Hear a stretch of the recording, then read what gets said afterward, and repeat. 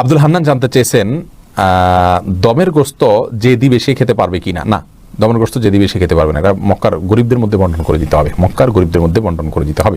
নাসরিন আখি, দুঃখিত, এটা দম বলতে আপনার যে ইয়ের দম আছে, কি বলে, ওমরা বা হজ করতে কোনো ভুল ত্রুটি হলে যে দম আসে সেগুলোর ক্ষেত্রে।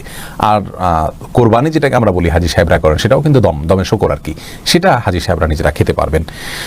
এরপরে নাসরিন আখি, আপনি জানতে চেয়েছেন নামাজের মধ্যে এক রাকাতে ভুলে 3 বার সিজদা দিলে কি নামাজ দ্বিতীয়বার পড়তে হবে? নামাজের মধ্যে এক রাকাতে ভুলে 3 বার সিজদা দিলে আপনাকে শেষে সিজদা সহু করলে নামাজ হয়ে যাবে ইনশাআল্লাহ। মোকসেদ আলী জানতে চেয়েছেন মেয়েরা কি চুল বেঁধে নামাজ পড়বে নাকি চুল খুলে পড়বে? এক্ষেত্রে ইসলাম শরিয়ার বিশেষ কোনো নির্দেশনা নেই যে মেয়েরা চুল বেঁধে পড়তে হবে বা খুলে পড়তে হবে, স্বাধীনতা রয়েছে। আপনি চাইলে বেঁধে পড়তে পারেন, চাইলে খুলে পড়তে পারেন। হ্যাঁ, যে বিষয়টা আপনার খেয়াল করতে হবে তা হলো আপনার চুল যেন প্রদর্শিত না হয়েছে, যেন ঢাকা থাকে কাপড় চোপড় কোনো কিছু দিয়ে, বাস এটা আপনাকে লক্ষ্য রাখতে হবে। আপনার কাপড়ের ভেতরে চুলটা কি বাঁধা না খোলা, এটাতে কিছু আসা যায় না। হ্যাঁ, খুলে রাখলে যদি আপনার নামাজে ডিস্টার্ব হয়, রুকু সিজদা গেলে সেটা আপনার ঝামেলার কারণ হয়, তাহলে সেক্ষেত্রে অবশ্যই বেঁধে রাখা উত্তম। কিন্তু বাঁধা খোলার জন্য আলাদা কোনো নির্দেশনা ইসলামে নাই, ঢেকে রাখাটা হলো মৌলিক নির্দেশনা।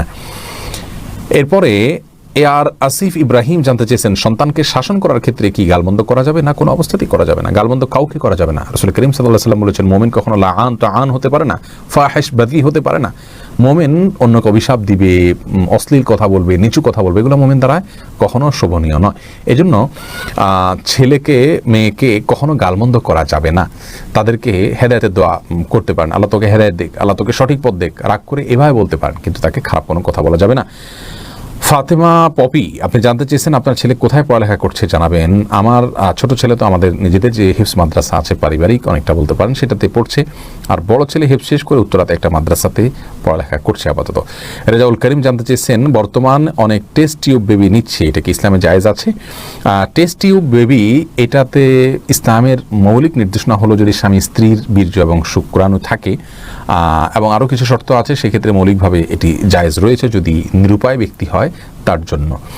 শামীম হোসেন জানতে চেয়েছেন ছেলে এবং মেয়েদেরকে একসাথে প্রাইভেট অথবা কোচিংয়ে ক্লাস করিয়ে টাকা উপার্জন করা কি জায়েজ হবে? পর্দা ছাড়া মিশ্রণ অবস্থাতে আপনার কোচিং পড়িয়ে টাকা নেওয়া, তাহলে এই উপার্জনটা জায়েজ হবে না। কারণ হলো এটি আপনি পর্দার বিধানকে লঙ্ঘন করে উপার্জন করছেন। আর যদি ছেলেদের মেয়েদেরকে আলাদা করে বসানোর সুযোগ থাকে এবং যথাসম্ভব পর্দা মেনটেন করার চেষ্টা করেন, নজর হেফাজত করার চেষ্টা করেন, তাহলে সেক্ষেত্রে জায়েজ হবে ইনশাআল্লাহ। হামজা এদিকে আপনি জানতে চেয়েছেন দলবদ্ধ হয়ে জিকির করার নিয়ম, অর্থাৎ নিয়মটা বিধিবদ্ধ কিনা। না, জিকিরটা যার যার মতো ব্যক্তিগতভাবে করার জিনিস, দলবদ্ধভাবে করার জিনিস নয়। রাসূল আকরাম সাল্লাল্লাহু আলাইহি ওয়াসাল্লাম থেকে নির্দেশনা আমরা পাই না। আর রাসেল আলম জানতে চেয়েছেন আমাদের দেশে আজানের মতো করে একামত দেয়, এটা কি ঠিক? আজানের মতো করে একামত, এটি সহিহ মুসলিমের হাদিস দ্বারা প্রমাণিত, অর্থাৎ দুইবার করে দেওয়ার কথা যেটা বলছেন, আশহাদু আল্লা ইলাহা ইল্লাল্লাহ আশহাদু আন্না মুহাম্মাদুর রাসূলুল্লাহ, হাইয়া আলাস সালাহ, হাইয়া আল ফালাহ, এগুলো ডাবল করে বলা, এটি সহিহ মুসলিম হাদিস দ্বারা প্রমাণিত। আর সিঙ্গেল করে বলাটাও সহিহ মুসলিম হাদিস দ্বারা প্রমাণিত। অতএব কোনোটিকে সুন্নাহর খেলাফ বলা যাবে না।